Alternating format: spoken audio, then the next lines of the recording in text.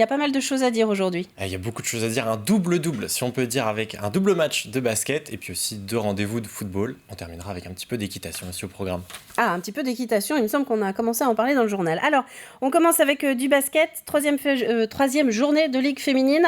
C'était sur TV Vendée, ça, hier. Et oui, 15h15, j'espère que vous y étiez, Caroline, devant votre poste, car c'était encore une grosse affiche aux Oudéry entre le RVBC et les vice-championnes de France de Lyon-Asvel, avec un bon début de match des Lyonnaises. Les Tigresses qui sont supérieures dans l'entame du premier quart et vont même compter jusqu'à plus 11. Lyon va par contre revenir à hauteur 24-24 puis passer devant en début de deuxième quart-temps. Les Tigresses subissent davantage mais n'ont qu'un petit point de retard à la pause, 34-35. Un retour sur les parquets plus difficile, moins d'adresse et de réussite, mais c'est le cas des deux côtés. Au début du dernier quart-temps, coup dur pour les Lyonnaises, on va le voir, qui vont perdre sur blessure Kalina Mosqueda-Lewis, l'ailière touchée à la cheville. Les Tigresses sont distancées, mais seulement 2 points d'écart à combler à moins d'1 minute du terme. Mais Lyon va maîtriser le money time, revers du RVBC 62-66. Je vous propose d'entendre le coach Manu Baudy en après-match. Il répondait aux questions d'Aurélien Huard. C'est pas un match dantesque et un match vraiment qui restera dans les annales parce qu'il y a eu énormément de maladresse.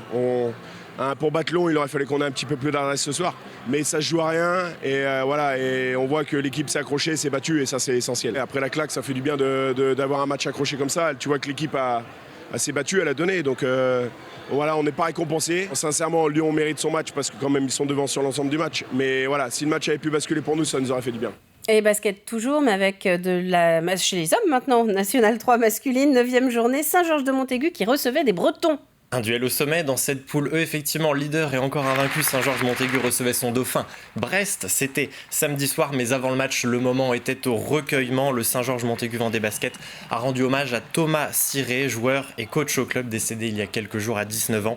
Vive émotion donc au moment d'entamer ce match, mais les Vendéens en jaune ont mené tout au long de la partie. Pourtant, l'opposition était au rendez-vous avec un Brest bien emmené, avec Baptiste Auger, auteur de 30 points tout de même samedi soir. Les locaux sont devant à la pause, 42-49, les Finistériens vont revenir un peu plus près à 8 longueurs, 58-50, mais finalement les Georgeois ne lèvent pas le pied et s'imposent, victoire 84-67, 9e victoire en 9 matchs, l'entraîneur Paul Ravon au micro d'Alain Charrier, on l'écoute. Je retiens vraiment la performance des gars, collective, l'ambiance forcément ce soir qui était un peu particulière mais qui nous a porté. Et vraiment le plan de jeu est respecté et grosse fierté pour mes gars qui ont vraiment rendu une copie pas parfaite mais pas loin de l'être. Non, les tirs extérieurs c'est un peu notre fond de commerce, donc on vit, on meurt avec, mais à domicile souvent ça fonctionne. C'est notre ADN. Ce soir, défensivement, on a mis du cœur, poussé par une salle pleine à craquer. Ce soir, on ne pouvait pas perdre. Hommage à Toto qui nous a quittés trop jeunes, donc encore plus fiers. Pas mal d'émotions, on le voit. On va laisser les parquets du basket pour parler foot. Et on l'a dit, pas de jours fériés qui tiennent, notamment pour les Airs-Bretais. On avait le VHF qui était sur le terrain, Massabielle, 9e journée de National 2, vendredi. Et sur le papier, une opposition assez déséquilibrée, puisque les Rouges et Noirs, 3e, accueillaient Bourges avant-dernier. Et c'est Bourges qui ouvre la marque dans ce match. Dès la 5e minute, le capitaine adverse vient dribbler le gardien Airs-Bretais 1-0. Mais 7 minutes plus tard, on le voit, Jérémy Billy sur un plateau va servir la balle d'égalisation. Un partout pour Isaac Matondo. 6 petites minutes plus tard, les Herbiers au coup franc et un tir décoché par Benjamin Brelivet d'une demi-volée de 25 mètres. Ça fait 2-1 pour les Rouges et Noirs et puis 3-1 à la 25e minute pour des Herbiers très réalistes. Lucas Dory fait le break. 2 buts d'avance pour les Vendéens à la pause.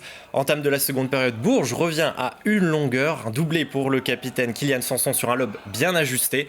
Et puis à la 65e, Bourges recolle à la suite d'une légère incompréhension dans les 6 mètres. 3 buts partout. Bourges terminera à 10, mais ça n'y changera rien. Les Herbiers partagent les points. L'entraîneur des Rouges et Noirs, Laurent David, était au micro de Thibaut Grasset. Fait plutôt une première mi-temps correcte, même si défensivement déjà on était en difficulté.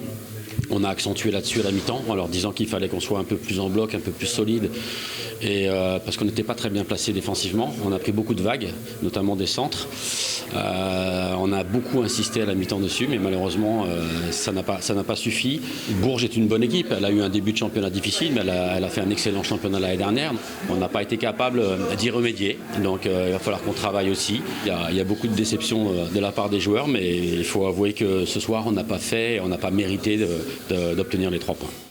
Du foot encore avec un match de National 3, 7e journée, Fontenay-La Roche VF, un derby là. Et 2 seules équipes encore invaincues dans ce championnat de N3. Le Dauphin Fontenay recevait son leader La Roche VF. On est en bleu, La Roche en rouge. On vient de le voir à la 7e minute seulement. Et bien carton rouge pour le gardien lyonnais. La Roche VF va donc jouer tout le match à 10 contre 11. En supériorité numérique, les Fontenaisiens multiplient les occasions avec aussi quelques réponses des Lyonnais. Mais rien ne bouge. Le score est de 0-0 à la mi-temps.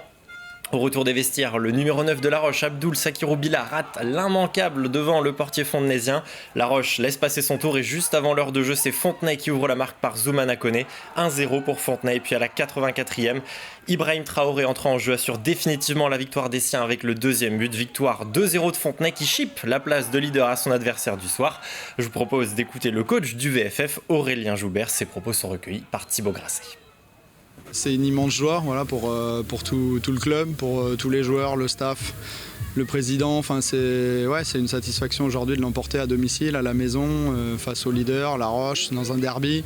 Tous les ingrédients ont été mis. On a eu forcément le scénario un peu idéal dans le sens où ils se sont retrouvés rapidement à 10. Mais on est resté nous-mêmes. On a su faire notre jeu comme on sait faire, être bien solide et puis essayer de contrer un maximum leurs individualités. Ne pas leur laisser trop d'espace, même s'ils savent bien dézoner et utiliser le jeu entre deux. Et nous, on a fait front, on a été hyper concentrés. On est top. On a fait le match parfait, j'ai envie de dire. Et vous me laissez la primeur de l'annonce des autres matchs de National 3. Notez donc le nouveau carton de Chalon qui s'impose 5-1 face au Poiré-sur-Vie. 2 autres matchs nuls. Pouzauges, c'était sur le terrain de Beaucouzé. La Roche ESO face à la réserve du stade Lavallois. 0-0 dans ces 2 rencontres. On oublie le ballon rond. On va parler équitation maintenant avec le jumping d'automne, Alexandre. Et oui, pour terminer, quelques images dans ce journal des sports. Dès vendredi soir, c'était le jumping d'automne, un événement organisé par le Centre équestre vendéen de Sainte-Foy sur tout le week-end avec 270 engagés tout de même, mêlant amateurs et professionnels, des épreuves de saut au programme avec aussi un relais à l'américaine. Et à l'issue du Grand Prix 135, c'est-à-dire le saut d'obstacle à 1,35 m, c'est Pierre Imbert qui s'impose. Il remporte donc cette dernière épreuve du jumping, épreuve qui avait lieu hier après-midi. Un relais à l'américaine, j'aurais appris quelque chose. Merci Alexandre, c'est tout donc pour le JDS de ce lundi matin. Ce soir, 85 chrono évidemment, mais si vous êtes habitué, vous le savez, 18h45. Pour la suite de l'actualité, Aurélien Huard reçoit justement le VHF, on en a parlé tout à l'heure, l'équipe de football des Herbiers qui sera donc sur le plateau d'Aurélien avec tous les autres rendez-vous du week-end évidemment. Merci à vous. Merci Caroline.